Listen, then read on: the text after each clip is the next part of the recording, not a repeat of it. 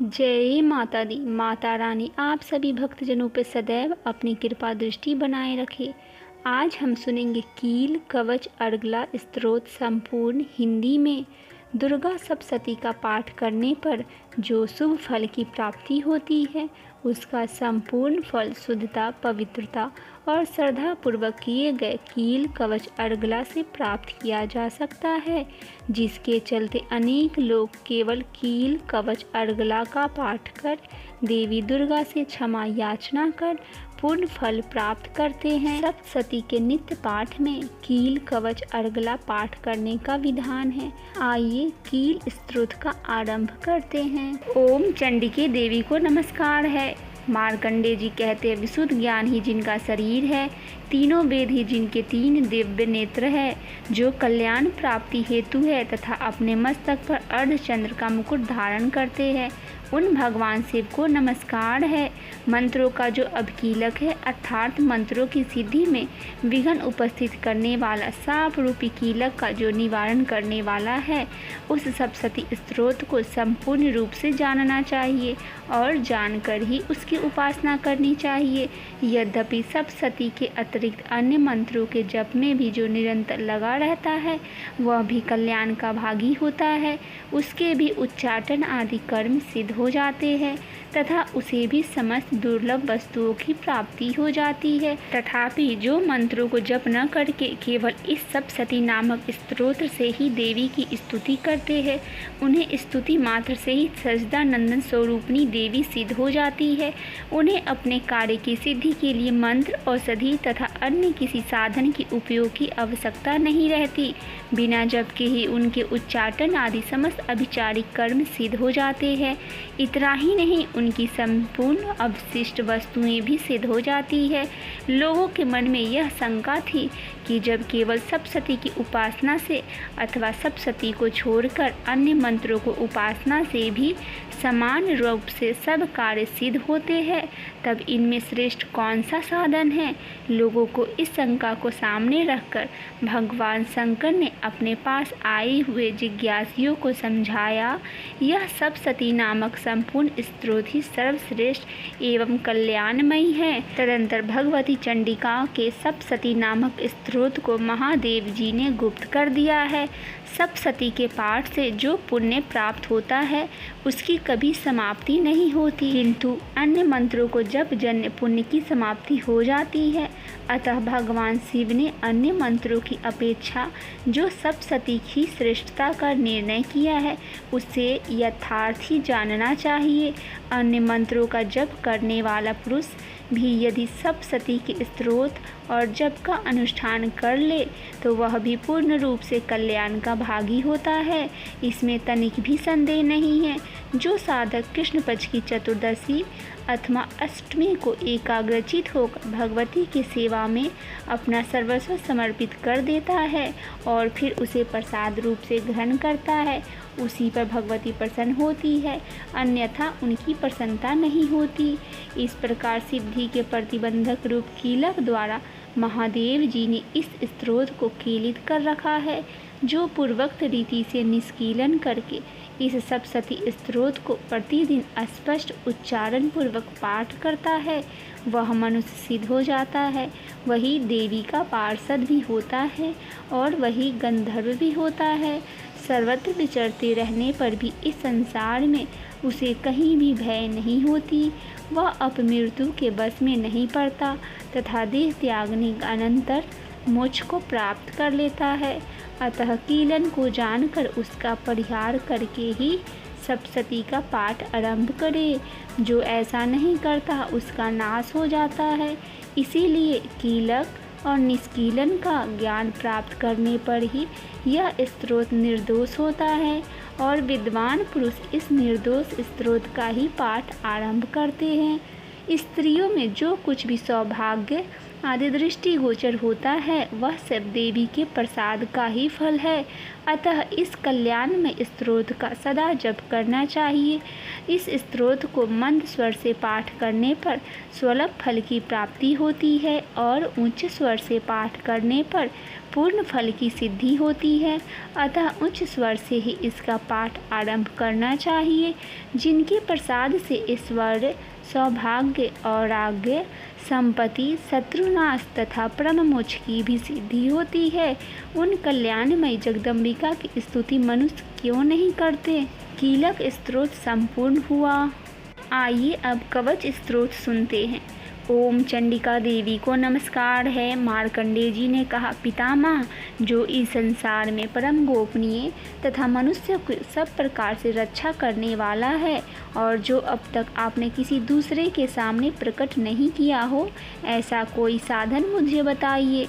ब्रह्मा जी बोले, ब्राह्मण, ऐसा साधन तो एक देवी जी का कवच ही है, जो गोपनीय से भी परम गोपनीय है, पवित्र तथा संपूर्ण प्राणियों को उपकार करने वाला है।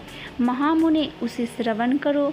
देवी की 9 मूर्तियां हैं, जिन्हें नवदुर्गा कहते हैं। उनके पृथक पृथक नाम बतलाए जाते हैं। प्रथम नाम शैलपुत्री है, दूसरी मूर्ति का नाम ब्रह्मचारिणी है, तीसरा स्वरूप चंद्रघंटा के नाम से प्रसिद्ध है, चौथी मूर्ति को कुसमांडा कहते हैं, पांचवी दुर्गा का नाम स्कंद माता है, देवी के छठे स्वरूप को कात्यायनी कहते हैं, सातवां कालरात्रि है और आठवां स्वरूप महागौरी के नाम से प्रसिद्ध है, नौवीं दुर्गा का नाम सिद्धिदात्री है। ये सब नाम सर्वज्ञ महात्मा वेद भगवान के द्वारा ही प्रतिपादित हुए हैं।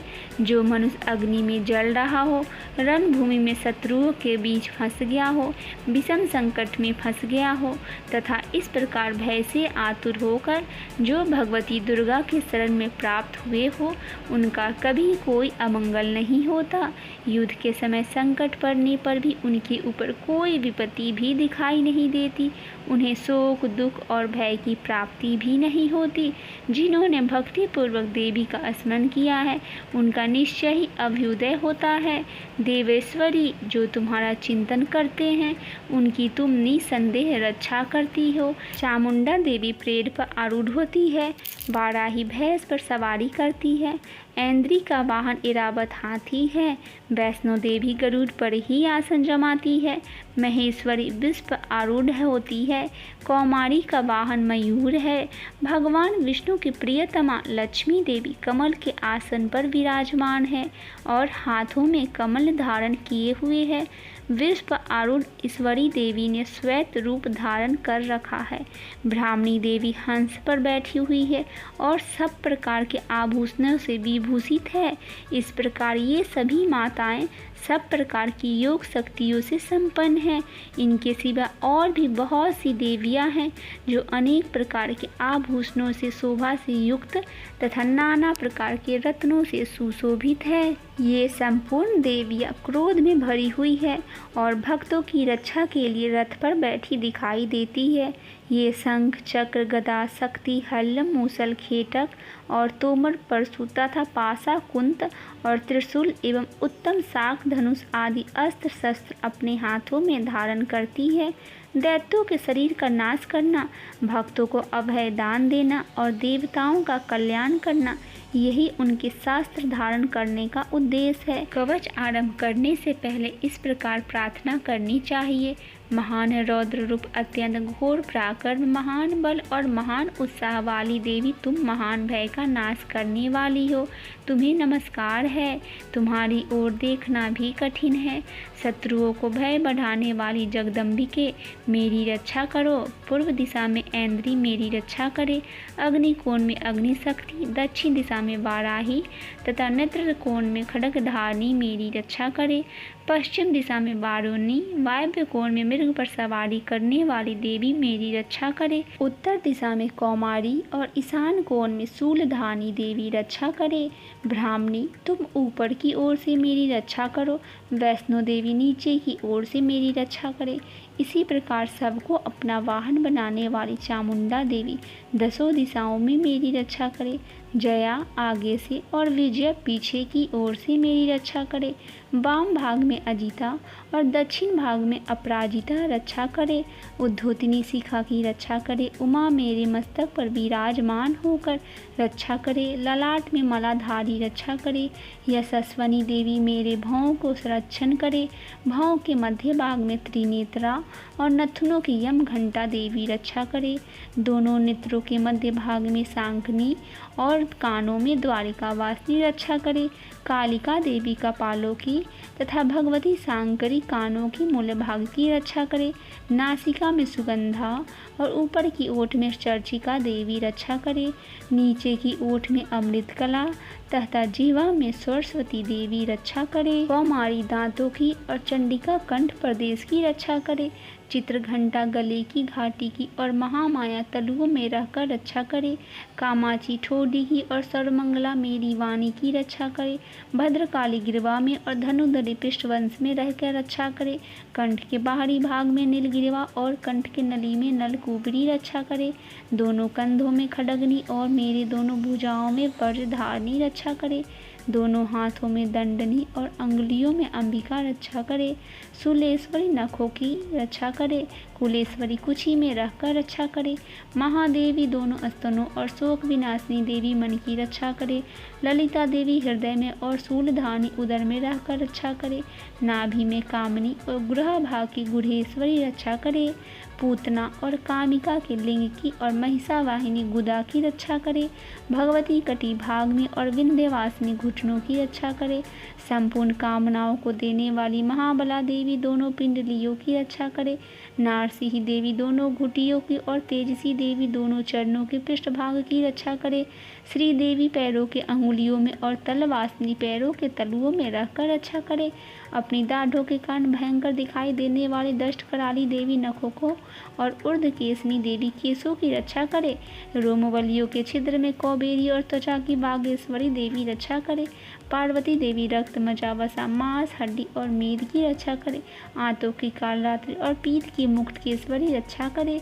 मूलाधारी आदि कमल केशों में पद्मावती रक्षा करे। कफ में चूड़ामणि देवी स्थित होकर रक्षा करे। नख के तेज की ज्वालामुखी रक्षा करे। जिसका किसी भी अस्त्र से भेदन नहीं हो सकता वह अभेदा देवी शरीर के समस्त सिंधियों में रखकर रक्षा करे।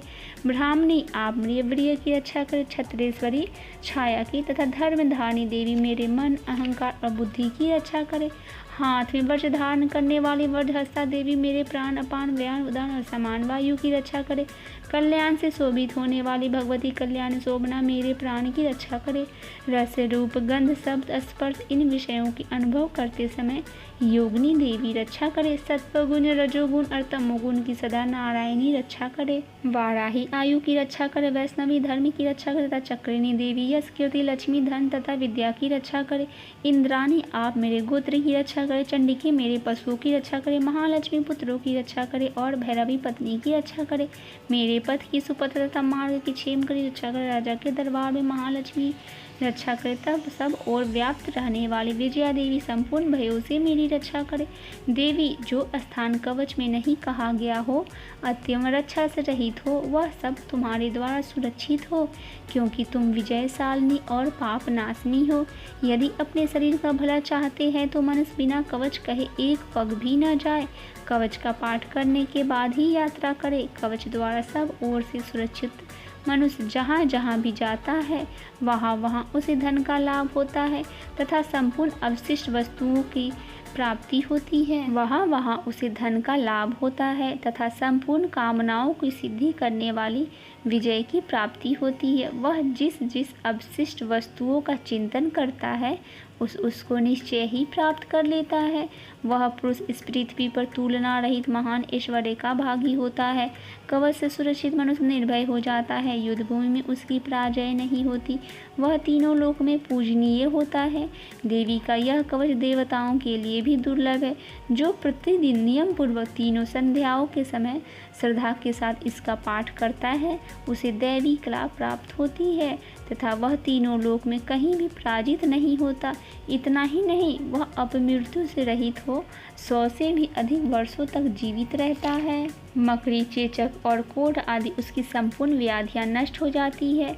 कनेर, भांग, अफीम, धतूरे आदि का स्थावर, विष, सांप और बिच्छू आदि से काटने से चढ़ा हुआ जख्म, विष तथा अहिपेन और तेल के संयोग आदि से बनने वाले कृत्रिम विष, ये सभी प्रकार के विष दूर हो जाते हैं, उनका कभी कोई असर नहीं होता।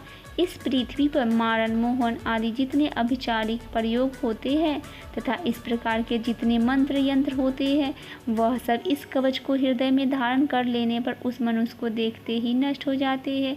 यही नहीं, पृथ्वी पर विचरने वाले क्राम देवता, आकाशचारी देव विशेष, जल के संबंध से प्रकट होने वाले गण, उपदेश मात्र से सिद्ध होने वाले निम्न कोटि के देवता, अपने जन्म के साथ प्रकट होने वाले देवता, कुल देवता, माला, डाकनी, साकनी, अंतरिक्ष में विचरने वाली अत्यंत बलवती भयानक ग्रह, भूत, पिशाच, गंधर्व, राक्षस, ब्रह्म, राक्षस, पैताल, कूष्मांडा और भैरव आदि अनिष्टकारक देवता भी हृदय में कवच धारण किए रहने पर उस मनुष्य को देखते ही भाग जाते हैं। कवचधारी पुरुषों को राजस्व सम्मान वृद्धि प्राप्त होती है। यह कवच मनुष्य को तेज की वृद्धि करने वाला और उत्तम है। कवच का पाठ करने वाला पुरुष अपनी कीर्ति से विभूषित, भूतल पर अपने सुयश के साथ साथ वृद्धि को प्राप्त होता है। जो पहले कवच का पाठ करके उसके बाद सप्तशती चंडी का पाठ करता है, उसकी जब तक वन, पर्वत और काननों सहित यह पृथ्वी टिकी रहती है, तब तक यहाँ पुत्र, पौत्र आदि संतान परंपरा बनी रहती है। फिर देह का अंत होने पर वह पुरुष भगवती महामाया के प्रसाद से उस नित्य परम पद को प्राप्त होता है, जो देवताओं के लिए भी दुर्लभ है। वह सुंदर दिव्य रूप धारण करता है और कल्याणमय शिव के साथ आनंद का भागी होता है। इसी के साथ कवच स्तोत्र संपूर्ण हुआ। आइए अब अगला स्तोत्र का पाठ करते हैं। ओम चंडिका देवी को नमस्कार है। मार्कंडे जी कहते हैं, जयंती मंगला काली भद्रकाली का पालनी, दुर्गा क्षमा शिवा धात्री स्वाहा स्वाधा, इन नामों से प्रसिद्ध जगदम्बिके तुम्हें मेरा नमस्कार हो। देवी चामुंडे तुम्हारी जय हो। संपूर्ण प्राणियों को पीड़ा हरने वाली देवी तुम्हारी जय हो। सब में व्याप्त रहने वाली देवी तुम्हारी जय हो। काल रात्रि तुम्हें नमस्कार है। और मधु और कैटवों को मारने वाली तथा ब्रह्मा जी को वरदान देने वाली देवी तुम्हें नमस्कार है। तुम मुझे रूप दो, जय दो, यश दो और मेरे काम क्रोध शत्रुओं को नाश करो। महिषासुर को नाश करने वाली तथा भक्तों को सुख देने वाली देवी तुम्हें नमस्कार है। तुम मुझे रूप दो, जय दो, यश दो और काम क्रोध आदि शत्रुओं का नाश करो। रक्त बीज का वध और चंड मुंड का विनाश करने वाली देवी तुम रूप दो, जय दो, यश दो और काम क्रोध आदि शत्रुओं का नाश करो। शुंभ और निशुंभ तथा ध्रुमलोचन का मर्दन करने वाली देवी तुम रूप दो, जय दो, यश दो और काम क्रोध आदि शत्रुओं का नाश करो। सबके द्वारा वंदित युगल चढ़ने वाली तथा संपूर्ण सौभाग्य प्रदान करने वाली देवी तुम रूप दो, जय दो, यश दो और काम क्रोध आदि शत्रुओं का नाश करो। देवी तुम्हारे रूप चरित अचिंत्य है, तुम समस्त शत्रुओं का नाश करने वाली हो। देवी तुम रूप दो, जय दो, यश दो और काम क्रोध आदि शत्रुओं का नाश करो। सब में व्याप्त रहने वाली देवी तुम्हारी जय हो। काल रात्रि तुम्हें नमस्कार है। मधु और कैटव को मारने वाली तथा ब्रह्मा जी को वरदान देने वाली देवी तुम्हें नमस्कार है। तुम मुझे रूप दो, जय दो, यश दो और काम क्रोध आदि शत्रुओं का नाश करो। महिषासुर को नाश करने वाली तथा भक्तों को सुख देने वाली देवी तुम्हें नमस्कार है। तुम मुझे रूप दो, जय दो, यश दो और काम क्रोध आदि शत्रुओं का नाश करो। रक्त बीज का वध और चंड मुंड का विनाश करने वाली देवी तुम रूप दो, जय दो, यश दो और काम क्रोध आदि शत्रुओं का नाश करो। शुंभ और निशुंभ तथा ध्रुमलोचन का मर्दन करने वाली देवी तुम रूप दो, जय दो, यश दो और काम क्रोध आदि शत्रुओं का नाश करो। सबके द्वारा वंदित युगल चढ़ने वाली तथा संपूर्ण सौभाग्य प्रदान करने वाली देवी तुम रूप दो, जय दो, यश दो और काम क्रोध आदि शत्रुओं को नाश करो। देवी तुम्हारे रूप और चरित अचिंत्य है, तुम समस्त शत्रुओं का नाश करने वाली हो। तुम रूप दो, जय दो, यश दो और काम क्रोध आदि शत्रुओं को नाश करो। पापों को दूर करने वाली चंडिके, जो भक्ति पूर्वक तुम्हारे चरणों में सर्वदा मस्तक झुकाते रहते हैं, उन्हें रूप दो, जय दो, यश दो और उनके काम क्रोध आदि शत्रुओं को नाश करो। रोगों को नाश करने वाली चंडी के जो भक्तिपूर्वक तुम्हारी स्तुति करते हैं, उन्हें रूप दो, जय दो, यश दो और उनके काम क्रोध आदि शत्रुओं का नाश करो। चंडी के इस संसार में जो भक्तिपूर्वक तुम्हारी पूजा करते हैं, उन्हें रूप दो, जय दो, यश दो और उनके काम क्रोध आदि शत्रुओं का नाश करो। मुझे सौभाग्य दो और आज्ञा दो, परम सुख दो, रूप दो, जय दो, यश दो और काम क्रोध आदि शत्रुओं का नाश करो। जो मुझसे द्वेष रखते हो उनका नाश करो, मेरे बल की वृद्धि करो। मुझे रूप दो, जय दो, यश दो और मेरे काम क्रोध आदि शत्रुओं का नाश करो। देवी मेरा कल्याण करो, मुझे उत्तम संपत्ति प्रदान करो। मुझे रूप दो, जय दो, यश दो और मेरे काम क्रोध आदि शत्रुओं का नाश करो। अंबिके, देवता और असुर दोनों ही अपने माथे के मुकुट की मणियों को तुम्हारे चरणों में घींचते रहते हैं। तुम उन्हें रूप दो, जय दो, यश दो और काम क्रोध आदि शत्रुओं का नाश करो। तुम अपने भक्तजनों को विद्वान, यशस्वी और लक्ष्मीवान बनाओ तथा उन्हें रूप दो, जय दो, यश दो और उनके काम क्रोध आदि शत्रुओं का नाश करो। प्रचंड दैत्यों का दर्पक दलन करने वाली चंडिके, मुझ शरणागत को रूप दो, जय दो, यश दो और मेरे काम क्रोध आदि शत्रुओं का नाश करो। चत्रमुख ब्रह्मा जी द्वारा प्रशंसित चार भुजाधारिणी परमेश्वरी, तुम मुझे रूप दो, जय दो, यश दो और मेरे काम क्रोध आदि शत्रुओं का नाश करो। देवी अंबिके, भगवान विष्णु नित्य निरंतर भक्ति पूर्वक तुम्हारी स्तुति करते रहते हैं। तुम रूप दो, जय दो, यश दो और काम क्रोध आदि शत्रुओं का नाश करो। हिमालय कन्या पार्वती के पति महादेव जी द्वारा प्रशंसित होने वाली परमेश्वरी, तुम मुझे रूप दो, जय दो, यश दो और काम क्रोध आदि शत्रुओं का नाश करो। सच्चिपति इंद्र के द्वारा सद्भाव से पूजित होने वाली परमेश्वरी, तुम मुझे रूप दो, जय दो, यश दो और काम क्रोध आदि शत्रुओं का नाश करो। प्रचंड भुजदंड वाले दैत्यों को घमंड चूर करने वाली देवी, तुम मुझे रूप दो, जय दो, यश दो और काम क्रोध आदि शत्रुओं का नाश करो। देवी अंबिके, तुम अपने भक्तजनों को सदा असीम आनंद प्रदान करती रहती हो।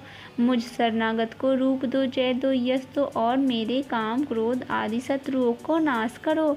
मन की इच्छा के अनुसार चलने वाली मनोहर पत्नी प्रदान करो, जो दुर्गम संसार सागर से तारने वाली तथा उत्तम कुल में उत्पन्न हुई हो। जो मनुष्य इस स्तोत्र का पाठ करके सप्तशती रूपी महास्त्रोत का पाठ करता है, वह सप्तशती के जप संख्या से मिलने वाले श्रेष्ठ फल को प्राप्त होता है, साथ ही वह प्रचुर संपत्ति भी प्राप्त कर लेता है। इसी के साथ अर्गला स्तोत्र संपूर्ण हुआ। बोलिए माता दुर्गा भवानी की जय, नौ देवी मैया की जय, माता भगवती की जय।